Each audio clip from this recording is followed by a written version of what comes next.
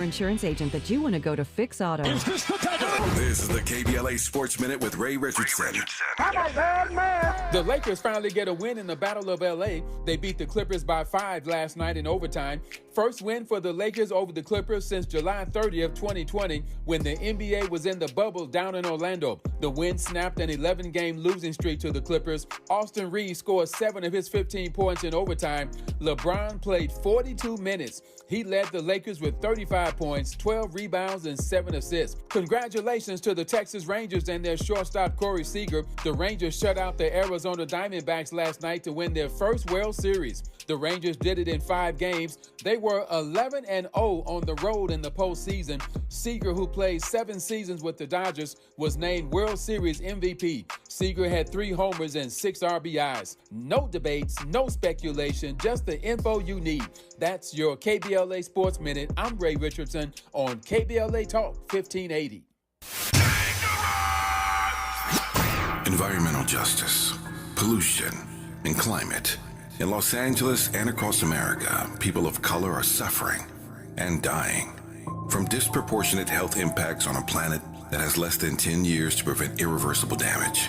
Heat illnesses, respiratory illnesses, water-related illnesses, food system impacts, insect-related diseases, black maternal health, and mental health effects.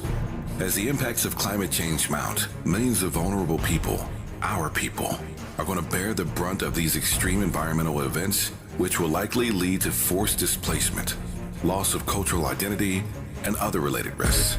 These realities are as real as rain. Stay tuned to KBLA Talk 1580 for more details about the most progressive multimedia and live events campaign any black media outlet has ever undertaken to combat the climate catastrophe. Experts, events, empowerment. It's all on the way from unapologetically progressive KBLA Talk 1580. We don't black down. We level up. Level up, level up, level up, level up, level up, level up, level up, level up, level up, level up, level up, level up, level up, level up, level up. 1, 2, 3, go!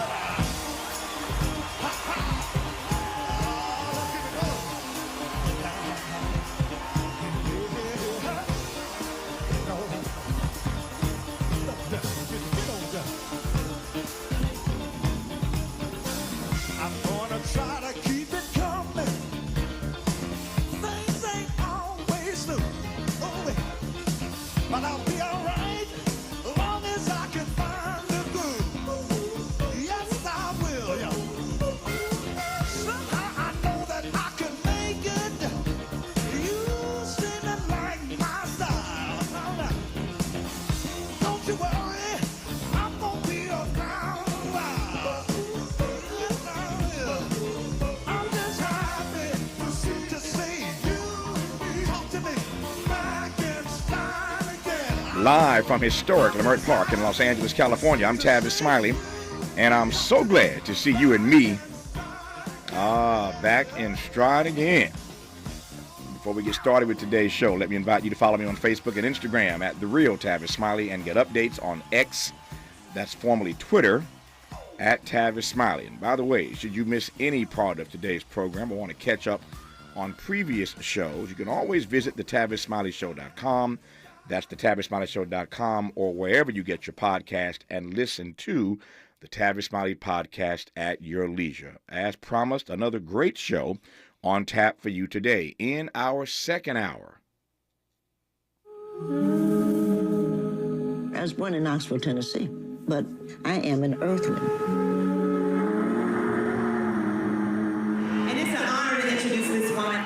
She is the most renowned black poet this world has ever seen. There is no you without this goddess. So you're sort of a prophet. I would hate to think of myself as being a prophet. Prophets die. I'm also a dreamer, but I don't understand why my dreams can't come true. So I will continue to do what my grandfather could not do. I will fight. I'm a fighter. The history of our people is a great history, and it's our duty to tell that story. This is not a poem. This is an explosion. This is a rocket. Let's ride. Going to Mars, the Nikki Giovanni project travels through space and time to reveal the enduring influence of one of America's greatest living artists and social commentators. Nikki Giovanni joins us live today in Hour 2. In our third hour, 2 conversations. Up first, robo-taxi companies are trying to expand despite hitting some rough patches with the driverless vehicles. Nicole Moore is president of Rideshare Drivers United and joins us live in studio at the top of Hour 3 to talk about how the coalition is advocating for better compensation and working conditions for rideshare drivers, perhaps like you, listening to us right now, and I'm glad about it. Thank you. On the B side of Hour 3, we'll talk politics with political commentator, lawyer, TV host, and former National Press Secretary for Bernie Sanders, Brianna Joy Gray. But we commence today's show with this.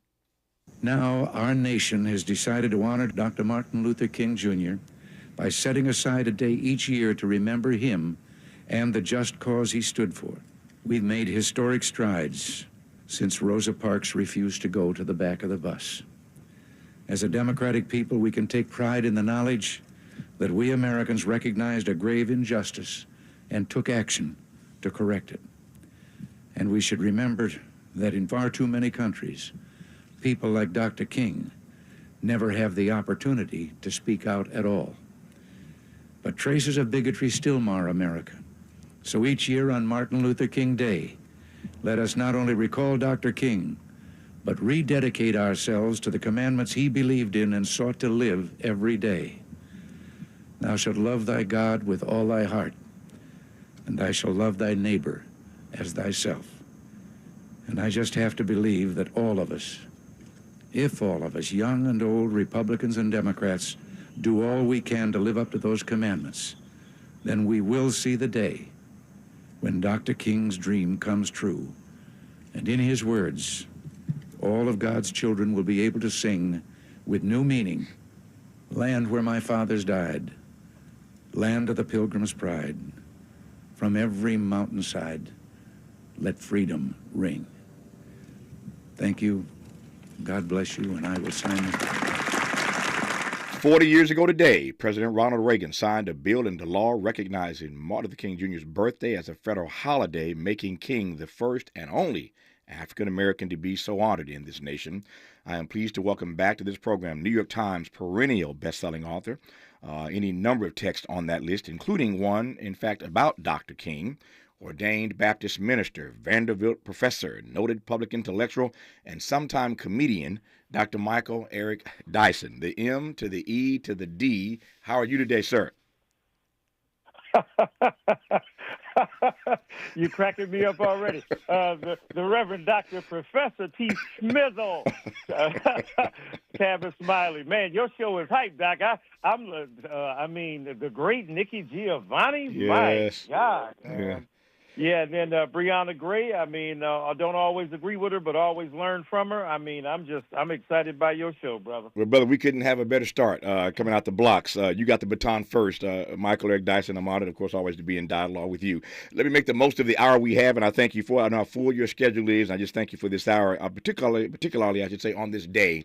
I wanted to talk to you because of your book about King, because of both of our love for King, because of our reverence for his work and his witness. But let me just start with what we heard a moment ago.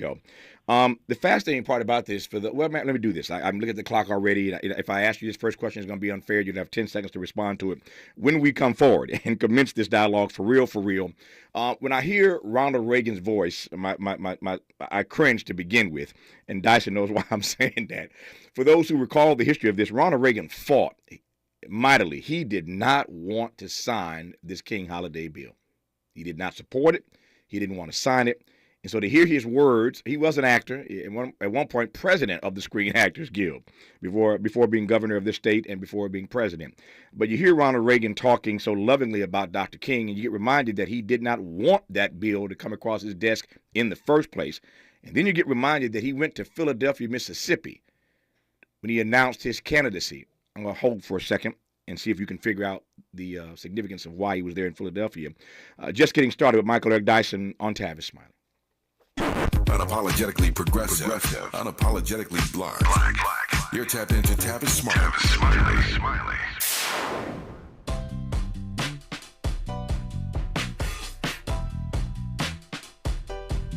Escalade IQ.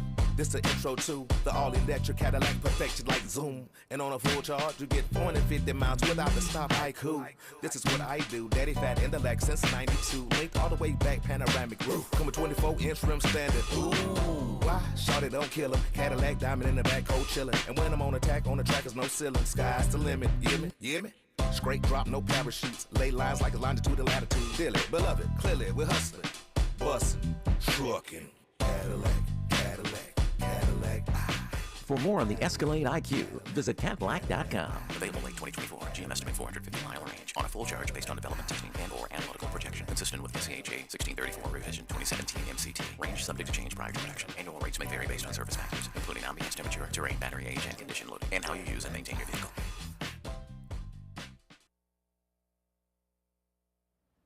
Now. We tend not to think about now. We dream about tomorrow, relive yesterday. But right now in front of us is victory over cancer.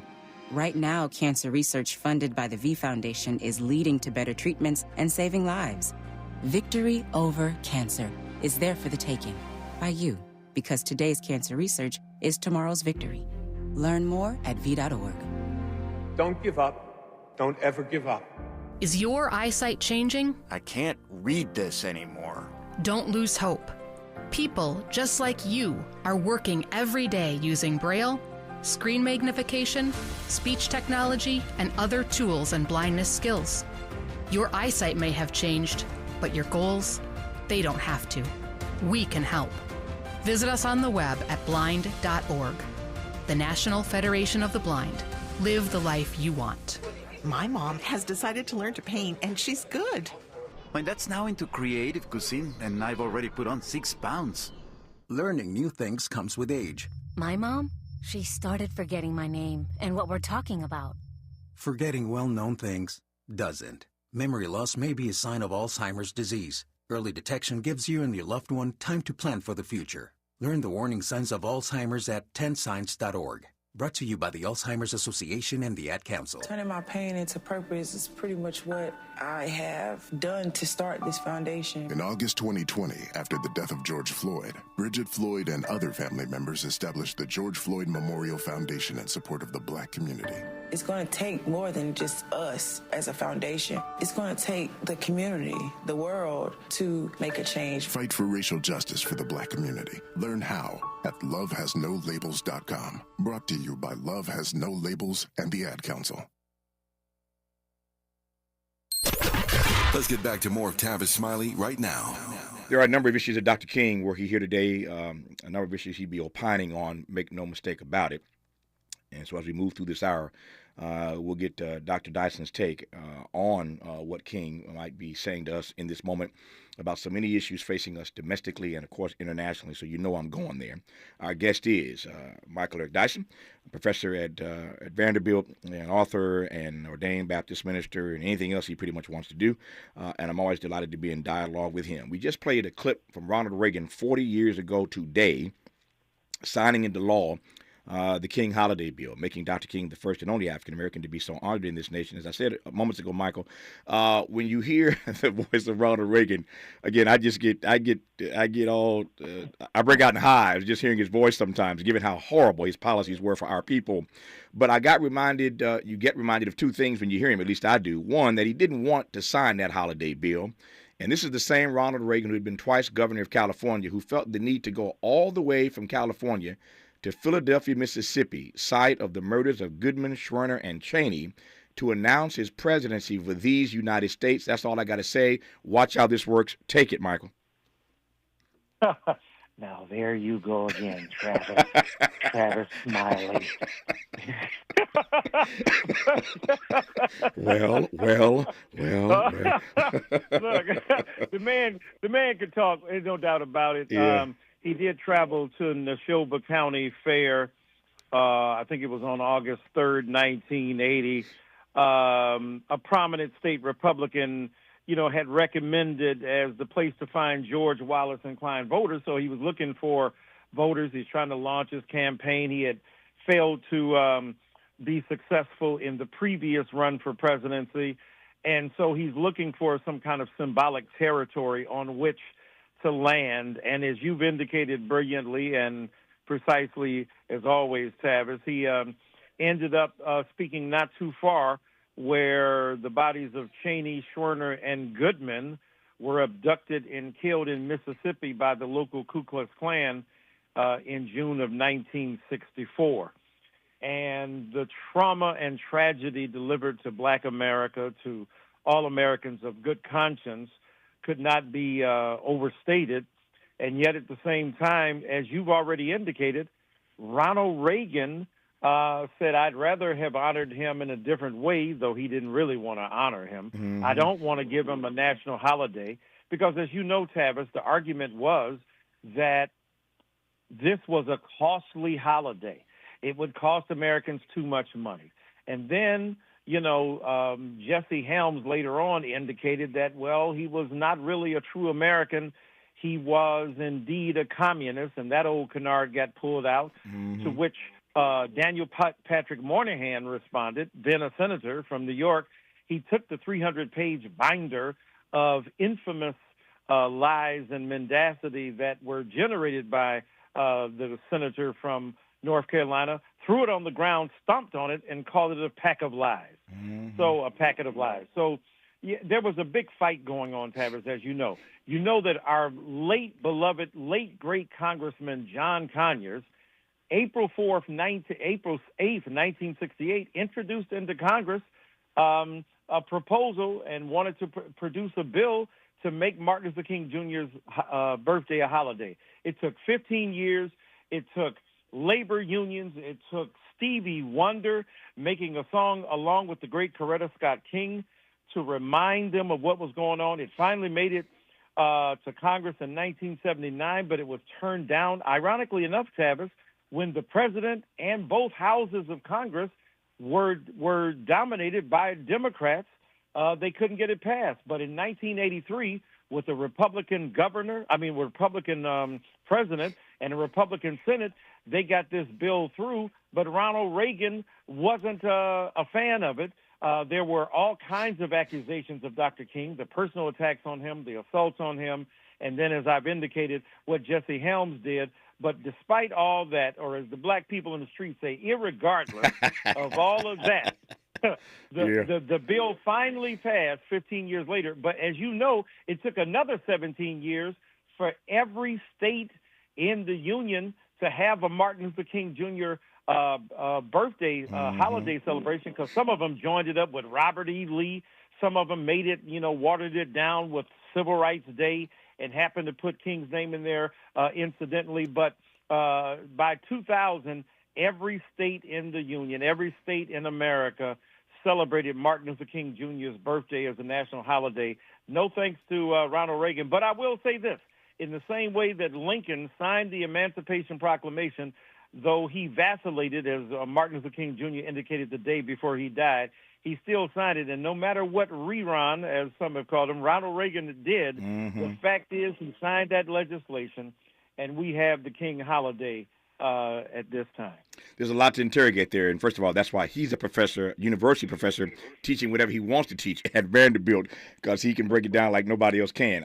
I'm glad you went there. Now I can, again, just sort of pull apart some of the things that you said moments ago. Let me start with this.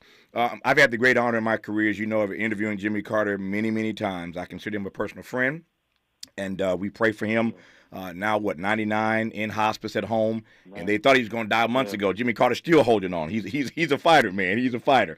And I'm from the peanut. I'm going to survive. That's what he's doing. That's it. I think many regard, and I asked Jimmy Carter this one time, and he was none too happy with the question, but he was my friend, so he answered it. I asked him, Mr. President, how do you respond to people who say that you are the greatest ex-president we've ever had? Because his tenure that one term he had was not regarded as one of the great presidencies. In 1980, he takes a shellacking from Ronald Reagan. Reagan beats Jimmy Carter to become president in 80. Of course, Jimmy Carter, just some history here, had to survive that insurgent campaign from Ted Kennedy, as you'll recall. So a sitting president was challenged by a member of his own party, not unlike Joe Biden these days. But Ted Kennedy is a little bit different than this congressman running against Joe Biden. Ted Kennedy was Ted Kennedy, and Jimmy Carter first had to, it was a bloodbath, but he had to beat back Ted Kennedy to win the nomination again of his party, and that fight just took it all out of him. And then Ronald Reagan came through and just gave him a shellacking in 1980. I raised that because you raised it when you said in 1979 Democrats couldn't get this bill through. I've often thought about how this would have been a part of Jimmy Carter's legacy had it happened in 1979 and not Ronald Reagan's legacy a few years later, Mike Dyson.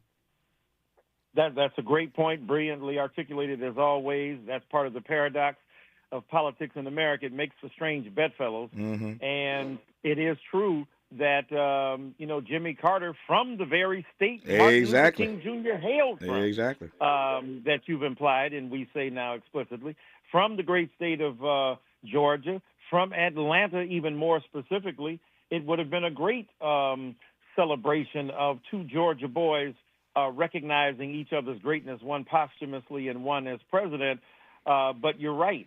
It was a tough go of it with President Carter, as you said. I mean, think about it. 1979, the Iran hostage crisis, which led to his demise as well, a crisis of energy in the country that Ronald Reagan then was ushered into office on with this kind of, Wilder-like trickle-down economic theories. He even said to poor people, that is Ronald Reagan, that ketchup is a vegetable too, so stop complaining about not getting your daily nutritional value. So we know that Jimmy Carter was a great, great figure, but as you said well and brilliantly, his post-presidency was awesome. He's like Junior Bridgman. Junior Bridgman did play basketball, but you ain't know his name, but now he's worth, $600 million? His post-basketball career is the bomb, and that's what we know him for. And Jimmy Carter, though president, you're right. I mean, what he's done since his presidential run has been amazing, nothing short of astonishing. And it is a tribute to his conscience and his public statesmanship that he has continued until quite recently to appear in public and to represent the interests of those whose backs are against the wall.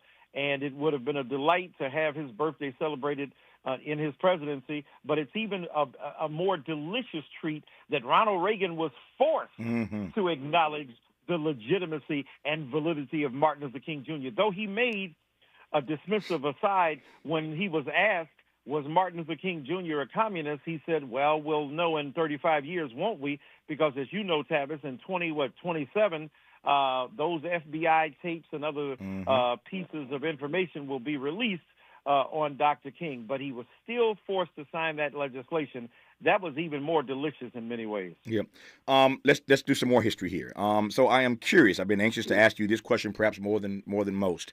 How do you juxtapose? How do you square the way King died with the fact that he ever got a holiday in the first place? Never mind, it took 17 years for all states to get in line. We'll get to that later in this conversation. But as you know, you've written about it brilliantly. I've written about it, but your text is just an amazing piece of work. King dies persona non grata. He dies toxic. People have turned their back against him. He's disinvited to speak in black churches. He's disinvited to speak in black colleges. Black folk like Carl Stokes don't even be seen in photos with him, the mayor of Cleveland. I mean, the cosmos essentially shifts against King, certainly in the last year or so of his life. And so when King dies, many black folk are even asking, where's he been? What's he been up to? Of course, he's organizing the Poor People's Campaign, but he was not on the list of the most admired Americans at the end the way he had been.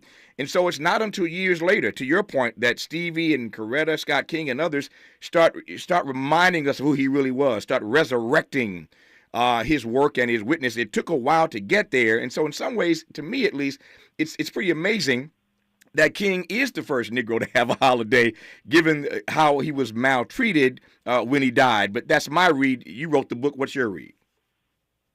Well, you wrote a book that's so brilliant, too. I can hear Dr. King now.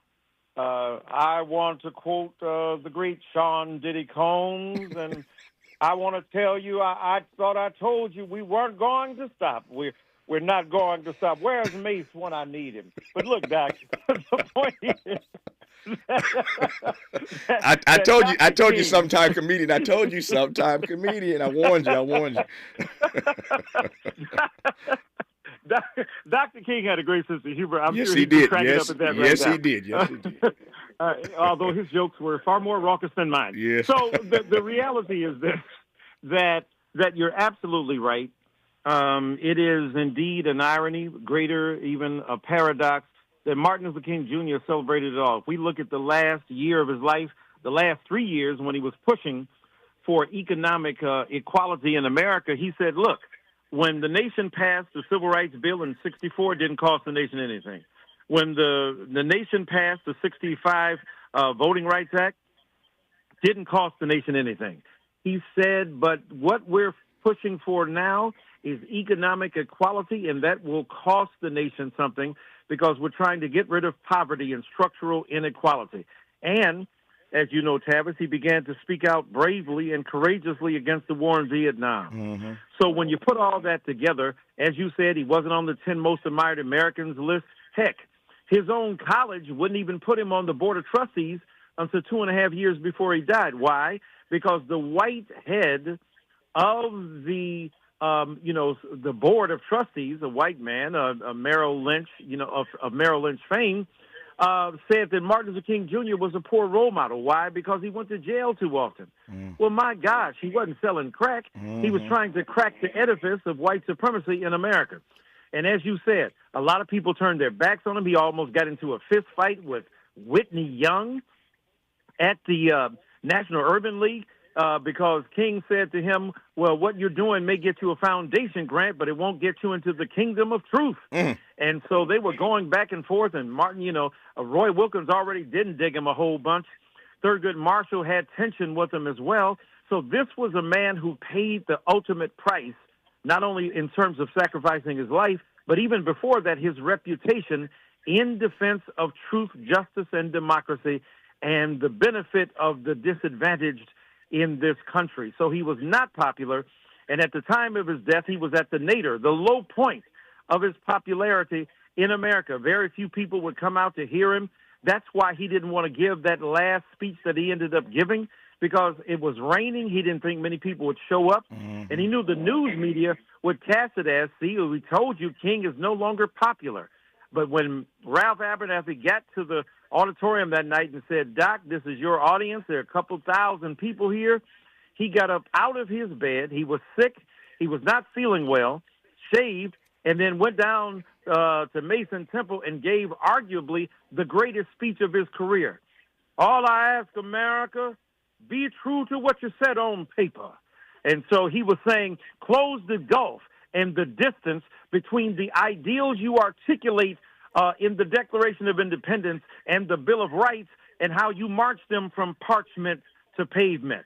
And so he would have been surprised that his birthday was being celebrated. His last birthday he was jokingly given a tin cup of contributions from the great Zernona Clayton, and he spent his 39th birthday, as he always did, working for the people. So Martin Luther King Jr. would have been surprised. Yep. We would have been surprised if we saw him in that day, and so now it's a great celebration, but it is ironic and paradoxical. And nobody like Michael Eric Dyson. More when we come forward, you're listening to Tavis Smiley. This is getting good. Yeah, man. Tavis Smiley continues when we come forward.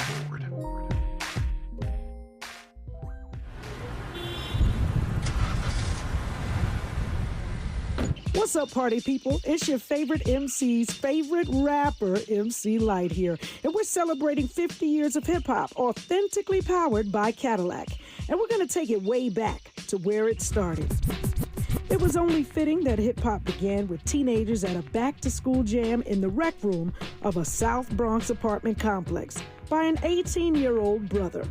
By the way, I'm also sure he had a Cadillac parked outside. He noticed the energy on the dance floor when he switched between two turntables, extending the beats, repeating the breaks, and never losing the rhythms. And that was the birth of hip-hop. And from that moment, it took off. For more on how Cadillac is celebrating hip-hop's 50th, visit Cadillac.com/audacity.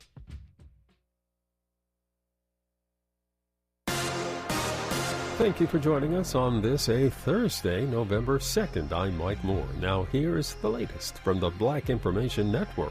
The House is expected to vote today on a bill to provide aid to Israel in its war with Hamas. Speaker Mike Johnson unveiled legislation Monday to provide $14 billion for Israel by cutting IRS funding. It's unlikely to become law due to opposition from Democrats and some Republicans who want to include aid for Ukraine, and President Biden threatened to veto the bill.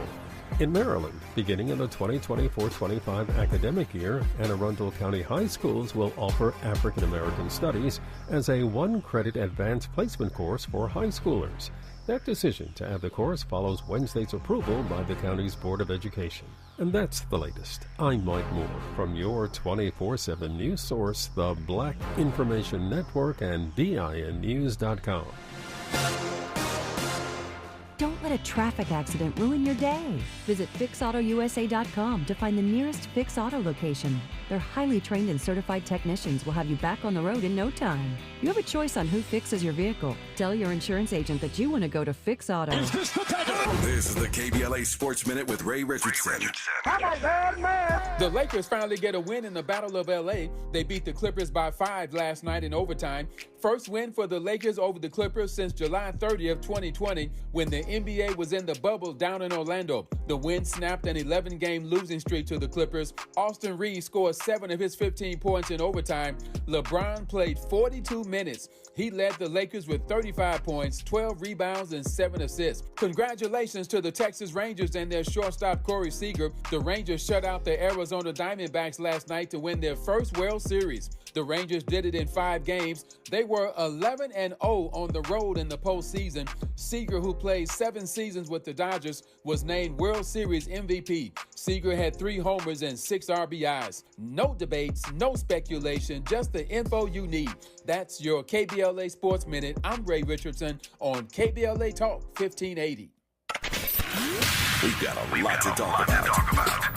Race, culture wars, political turf battles, criminal justice, and injustice. The courts. These are the conversations you won't hear elsewhere. My guests are leading journalists, celebrities, and sports figures, elected leaders, and influencers. They aren't afraid to get into it and say the quiet part out loud. With Ariva Martin in real time, your commute just became the most engaging part of your day. Tune in weekdays from 4 p.m. to 6 p.m. or find us on YouTube. Ariva Martin in real time, when you want it straight, no chaser. Unapologetically progressive. KBLA Talk 1580.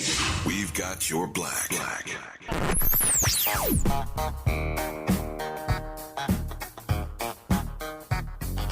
This is KBLA Talk 1580. Talk radio. That's music to your ears. We're unapologetically progressive. KBLA Talk 1580.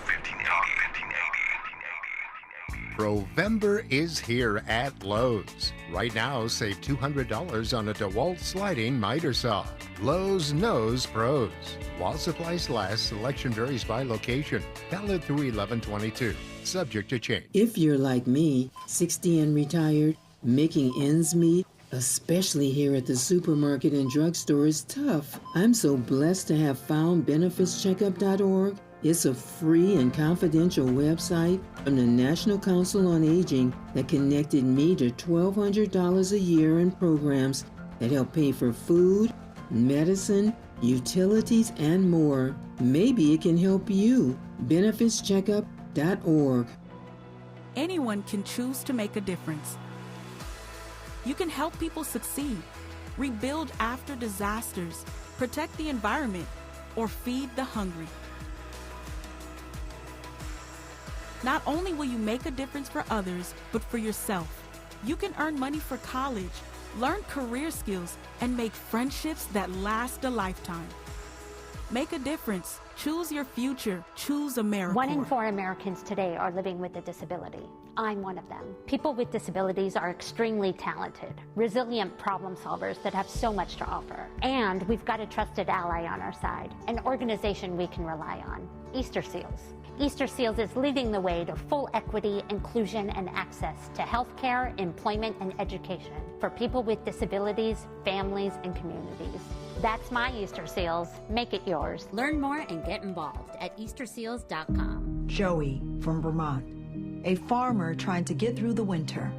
Adriana from South Carolina, a single mother living paycheck to paycheck. Liam from Ohio, an injured father struggling to provide for his family. Hi, I'm Shanola Hampton, and I support the Feeding America network of food banks because they help provide over 6 billion meals to people in need each year. Learn more at feedingamerica.org. He's rooting for everybody black. Everybody black. More of Tavis Smiley coming your way right now. More of Tavis Smiley and Michael Eric Dyson as we commemorate today, the 40th anniversary of the day that Ronald Reagan, as president, signed the bill into law, recognizing Dr. King's birthday as a federal holiday. It took 17 years for every state that is, to get in line. We'll discuss that in a moment. And a few other issues that Dr. King might be opining on were he here today. So we'll go there. Israel, Hamas, I'm going there.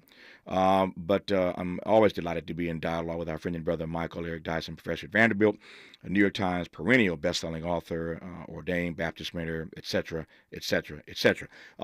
Dyson, I was laughing. Miles, my board op, said Dyson is always on fire today, Tavis. He said Dr. Dyson is like LeBron in that game last night. If you saw the game last night, one of the greatest. I mean, this guy's basically 40 years old. Austin Reeves threw an alley-oop last night, and LeBron went up into the heavens to get it. And it was a thunderous dunk last night that everybody's talking about today. And Miles, my board op, says Dr. Dyson's like LeBron. If you alley-oop it, he'll go get it and put it through. So I'm trying to put in 42 minutes. 42 minutes, brother. I'm trying to put in 42 minutes as an old man. Yeah. Well, let me throw some more alley-oops to you and see what you can do with them.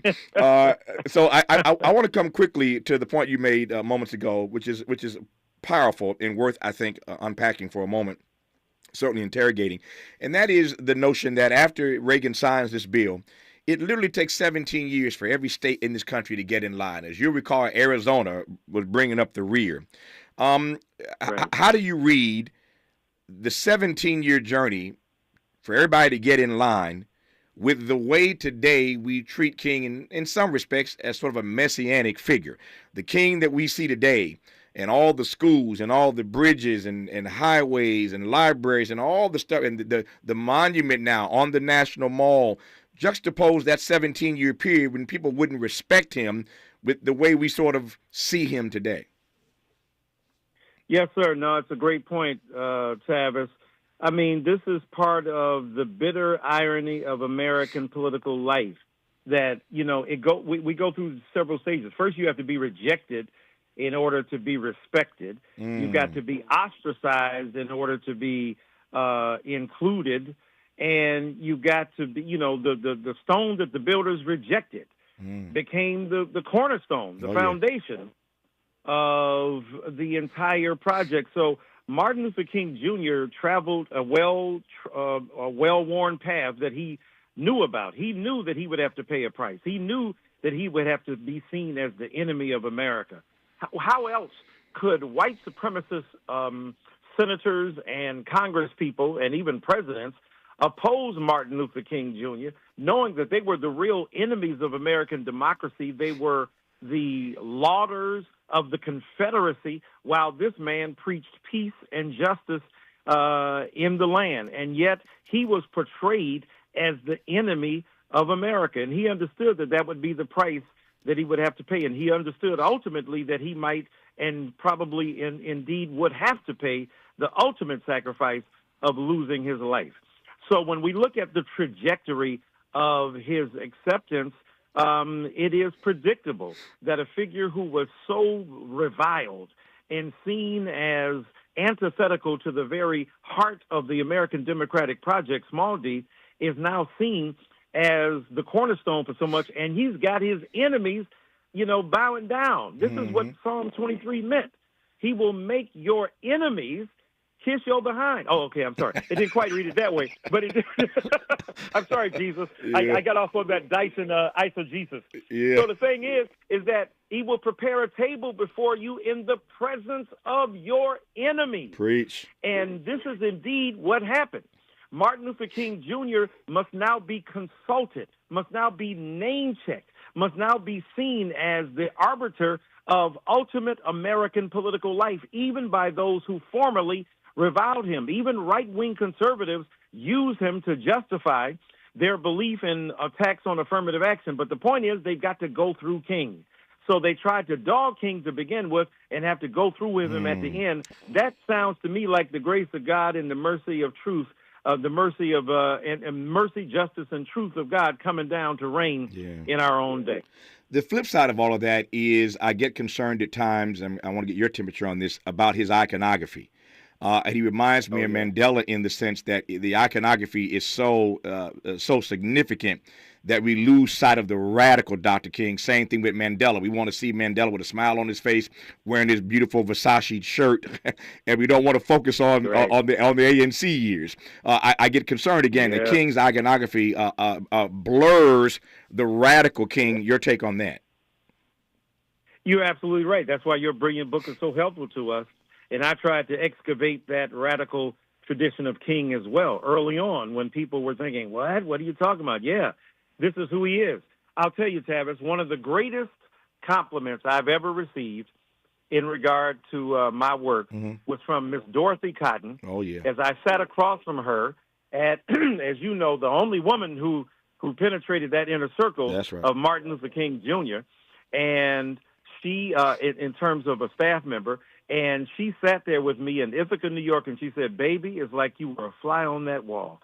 How did you get all this information, and how did you portray it? So I took great pride in that because I dug for years, Tavis, in the archives. I read every, errant piece of information that might be corralled about the life of Dr. King because they were trying to whitewash him, trying to make him a toothless tiger, trying to make him a saccharine saint. And he was a provocative prophet. And he was a man who understood that in order for America to be truly great, America had to dig deep into its own conscience and tell the truth about the horrible lies and the horrible misdeeds it had committed. So when I look at Dr. King's trajectory, we have to excavate that radical King. And yes, we have to argue against even some of his friends. We got to argue against those who love Dr. King but who want to keep him safe, who are afraid to go where he went, who don't want to go where he led us. And like you said, same with Nelson Mandela, same with Dr. King. We have to excavate and constantly remind America of that radical Martin Luther King Jr. And the only way to do it is to use his birthday as an occasion to remind us that what the great late Vincent Harding said, now that he is safely dead, we can try to make use of him, but we've got to remember the ideals and aspirations that motivated him when he was alive. And those of us who remember that and those of us who know that must keep that memory alive. It is why I agree with Michael Eric Dyson that Dr. King is the greatest American this country has ever produced. I say it all the time, and we do not disagree in that regard. When we come forward, we're King here today. And let me just put it this way. He doesn't have to be here. He's been dead for years now, and yet his name keeps coming up in spaces and in places where perhaps it ought to come up so long as they speak truth to what King said and what he would be doing were he here. And I'm tired of seeing his name bandied about by all kinds of people. Amy Schumer got chin-checked, I guess, a day or so ago. The comedian and actress, Dr. King's baby, Bernice, had to chin-check Amy Schumer using Dr. King's words in this Israel-Hamas fight. And then there's the whole question of nonviolence and whether nonviolence has a place as conflict resolution in a space like the Middle East. So we're going to get into some public policy issues right about now as we celebrate the 40th anniversary of the day that Ronald Reagan signed a bill into law recognizing Dr. King's birthday as a federal holiday. You are listening to the one and only Michael Eric Dyson right now on Tavis Smiley. More of Tavis Smiley when we come forward. What is dedication? My biggest fear in the middle of my addiction was that my kids wouldn't have a father. And I started thinking, you know what? This isn't my story. I definitely had to become a better man to be a better father. It's important to me that my kids are empowered and truly believe that if they can think it, they can do it. That's dedication. Visit fatherhood.gov to hear more. Brought to you by the U.S. Department of Health and Human Services and the Ad Council. Joey from Vermont, a farmer trying to get through the winter. Adriana from South Carolina, a single mother living paycheck to paycheck. Liam from Ohio, an injured father struggling to provide for his family. Hi, I'm Shanola Hampton, and I support the Feeding America network of food banks because they help provide over 6 billion meals to people in need each year. Learn more at feedingamerica.org. If you're a veteran with a service-connected disability that is directly impacting your ability to work, resources are available to help you find employment. VA's Veteran Readiness and Employment, or VR&E, can assist you with finding a job that uses your existing skills. Or, if you're interested in exploring a new field, a VR&E counselor can help you determine the right education or training options for a new career. Find out if VR&E is right for you by visiting va.gov/VRE today. KBLA Talk 1580. We've got a lot to talk about. Hi, Maisha Cairo here, KBLA, live at Chase Bank on Crenshaw and Vernon for the In This Together tour with female business owners, a day of empowerment, community panels, and best of all, tips on building business from marketing to capital. I'm here with Lisa Stevens, Senior Business Consultant with Chase for Business. Lisa, what's one tip you'd give to business owners here in the Crenshaw area? I love that you asked that question. I'm originally from Brooklyn, and I grew up in an area that's very similar to Crenshaw. So this is near and dear to my heart. And if I could only leave a business owner with just one, I would tell the business owner to identify their why. And I think that is so important because your why is going to be that strength on those days where you feel like you're struggling. Your why is going to be that stepping stone. Those days that you want to give up, your why is going to be the reason that you get back up. And how would you advise business owners looking to acquire capital? What do they need to know before stepping inside the branch to ask for funding? So 3 things. I do want to share this when it comes to the power of capital and just finding those resources. Understand that capital is a 3-part of a business, right? It's not always about the monetary piece, but if you first put that intellectual, right, what do I need to know? That social, who I need to know, that will help you to then package for that monetary piece. So no matter who you're banking with, you should know your banker. Never walk into a bank and you're transactional only. It's just like Lisa to drop gems. I'm Maisha Cairo in the community for KBLA with JP Morgan Chase. More honesty than you can handle. More empowerment than you can imagine. You're tuned in to Tavis Smiley.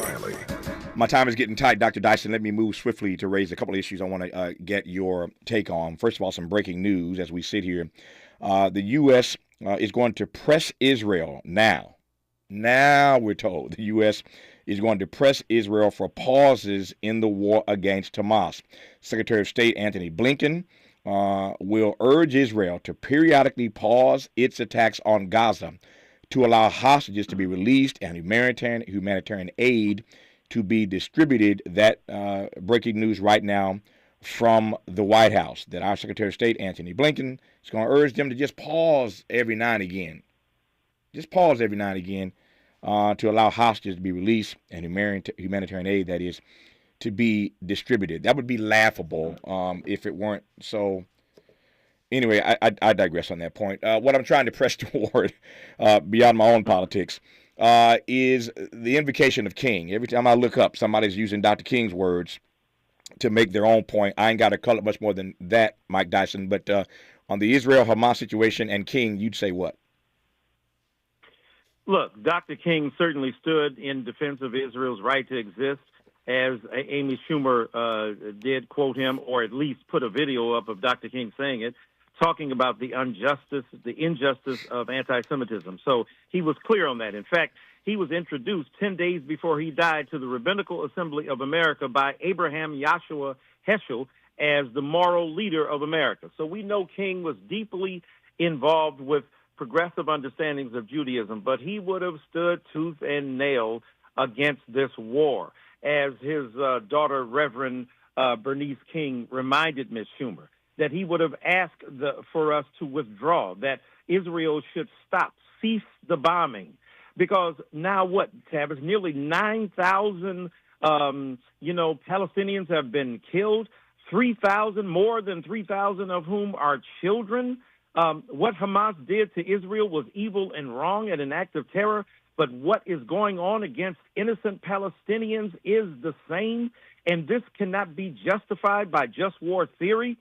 This is not an attack on Hamas. This is an attack on innocent people in Palestine, and it must be ceased. Martin Luther King Jr. would say, and he would say that we must cease the activities now, not just pause, because when you go to a stoplight and you pause and you keep rolling on through, you still are in danger. You got to stop and fully and make sure that the war is being prosecuted against the right forces that have hurt Israel and not these innocent people who are caught in a war. And then it will encourage us, and Dr. King would say, let's get to either a one-state or a two-state solution where Palestinians can be protected and defended and Israelis can be protected and defended. And then thirdly, he would say, we cannot reduce Jewish brothers and sisters to the state of Israel. No more than we can reduce black people to the continent of Africa. Idi Amin did some evil, fascist, authoritarian things.